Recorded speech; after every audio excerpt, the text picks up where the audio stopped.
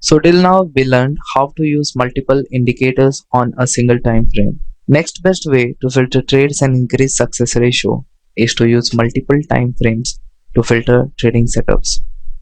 It is also known as dual time frame. To filter trades using dual time frame, trades are taken keeping in mind momentum situation of higher time frame.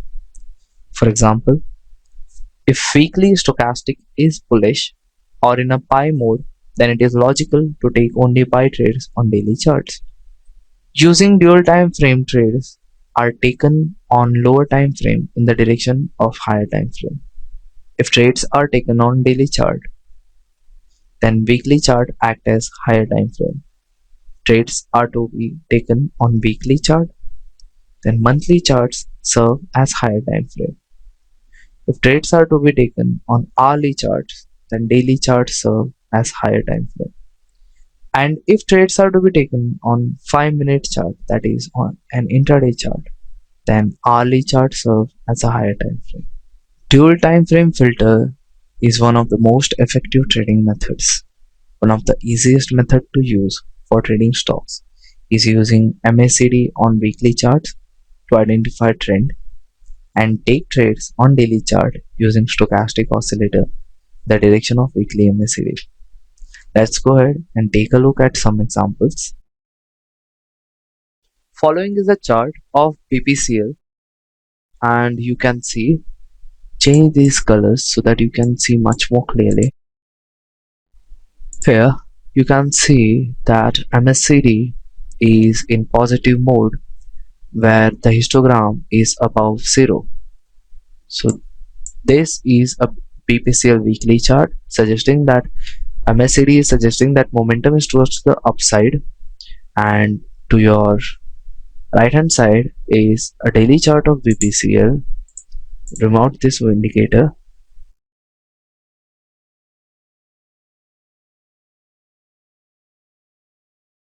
The idea is same as we used with 50-day simple moving average.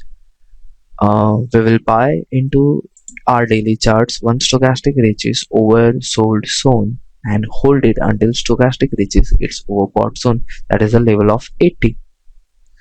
As of the current bar, stochastic has reached the level of 20, that is, it is in its oversold zone. We will buy once stochastic gives a positive crossover. Let's go ahead and add some bars. Stochastic oscillator has given a positive crossover. We'll buy into the stock at this price with a stop at this level. Add some bar, triggered, and then comes down, and we are stopped out again. We are stopped out, alright? But stochastic gives another crossover into the oversold zone. Weekly MACD is still upward in upward momentum. We can buy into the stock once again. So we'll buy into the stock once again. Stop of recent swing low, and buy was never triggered, but prices went ahead to make a new low. Stochastic is still in buy mode, so we'll revise our entry price. Stochastic is still in buy mode. We will revise our entry price to this place. We are triggered, so we'll revise our stop to most recent swing low. And the idea is to hold on into the stock until either stochastic reaches the level of overbought or prices make a new high. Let's go ahead and add some bars. Stochastic has reached the level of 80. Once it reaches above 80, one slow line passes above 80, we will stick our stop loss, and we are stopped out at this price level. We'll continue with our BPCL chart. As of the last bar, you can see weekly MACD is still positive, and daily stochastic oscillator has again given a buy trade from the oversold zone. So we will see if we get an entry at high of our current bar. We are entered into the high of our current bar and will place our stop at most recent swing low. Idea is same. Either we are stopped out or we exit our trades only when stochastic reaches the level of overbought. Let's go ahead and add some bars.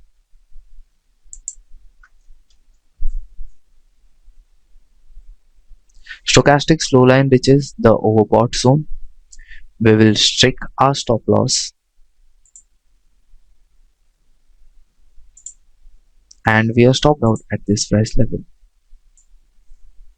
This is the same BPCL chart. I have just added more bars. This is for the month of June 2014, and as of the last bar you can see MACD has now risen well above its zero line, but it still suggests that the momentum is positive. And in our daily chart you can see stochastic has reached its oversold zone where a buy signal is given by percentage K line crossing above percentage D line. We will place an entry price above the high of current bar and a stop at most recent low. Stochastic is still positive. Revise our entry.